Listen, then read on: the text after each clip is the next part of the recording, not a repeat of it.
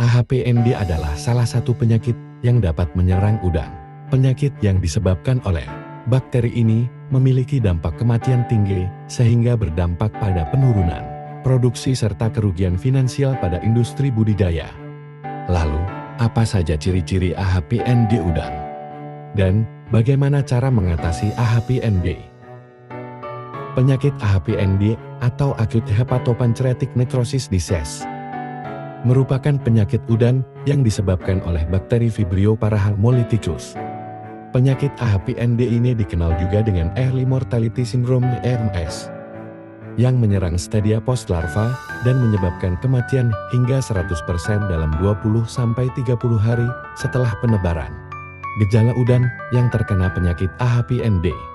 AHPND menyerang udang pada masa awal budidaya dan ditandai dengan kerusakan pada hepatopankreas. Udang yang mengalami penyakit AHPND memiliki saluran pencernaan yang kosong karena tidak terisi makanan dan hepatopankreas berwarna pucat dan mengecil. Beberapa ciri-ciri AHPND lain adalah pada tahap nursery, gerakan larva menjadi lemah dan hepatopankreas menjadi mengkerut dan pucat. Terjadi kematian mendadak pada larva dan post-larva lebih dari 30%. Kulit menjadi lunak. Bintik hitam pada hepatopankreas.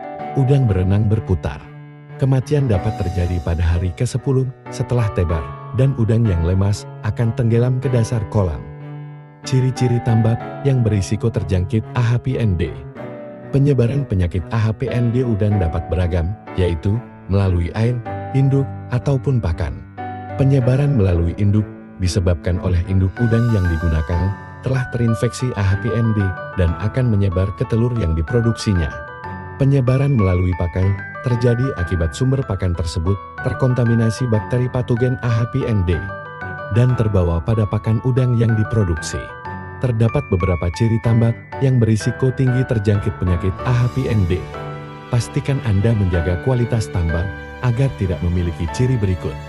Tambak dengan padat tebar tinggi, yaitu padat tebar lebih dari 100 ekor per meter kubik.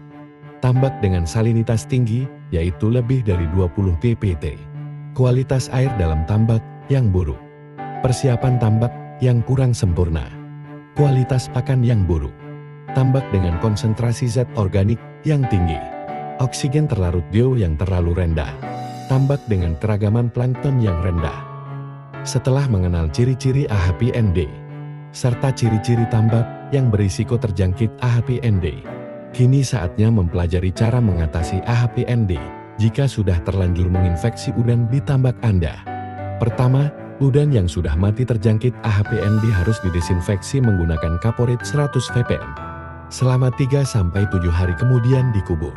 Langkah ini mencegah penyakit AHPND menyebar ke udang atau kolam lainnya. Berikan suplemen pada udang. Sisa udang yang belum terjangkit AHPND dapat diberikan imunostimulan dan probiotik untuk meningkatkan imunitasnya dan mengurangi risiko terkena AHPND. Selain itu, bakteriofag juga dapat diberikan. Namun, pastikan pemberiannya sesuai dengan dosis yang dianjurkan saja. Perhatikan kualitas air. Kualitas air yang di bawah kondisi ideal akan meningkatkan risiko munculnya atau menyebarnya penyakit AHPND pada udang. Pantau kualitas air secara rutin, khususnya suhu, pH, DO, dan salinitas. Jika nilai parameter tersebut fluktuatif atau di luar rentang yang ideal, lakukan penyesuaian yang dibutuhkan agar udang tidak stres dan mudah terserang penyakit. Bersihkan dasar tambak. Selain itu, dasar tambak juga perlu dibersihkan dengan sifon untuk menghilangkan sisa-sisa multing udang, pakan, dan lumpur. Kemudian, disinfeksi menggunakan kaporit 100 ppm. Ini juga membantu menghilangkan sisa patogen yang mungkin tersisa. Bersihkan peralatan tambak dan saluran. Selain tambak, peralatan serta saluran inlet dan outlet juga perlu dibersihkan agar tidak menjadi sumber penyakit.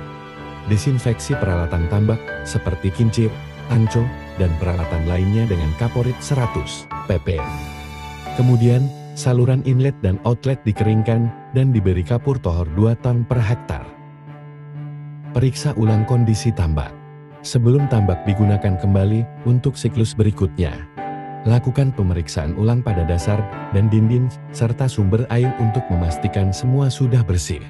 Untuk siklus berikutnya, kontrol padat tebal agar sesuai daya dukung lingkungan dan gunakan binur berkualitas yang sudah bersertifikasi SPF atau SPR.